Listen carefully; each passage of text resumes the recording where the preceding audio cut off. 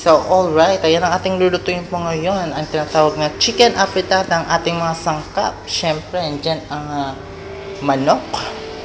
Ayan, green peas. Ayan, chicken sauce. Ayan, tomato. Ayan, carrots at potato. Bell pepper. Ayan. Siyempre, andyan din ang pepper and bay leaf.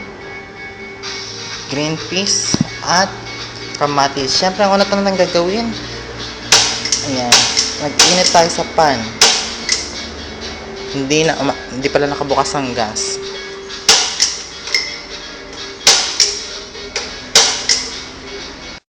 Tayo sa pan. Ayan, kumukulo-kulo na po. Siyempre, magprito po tayo ng manok. Prito ng manok. Prito mang manok. Ayan.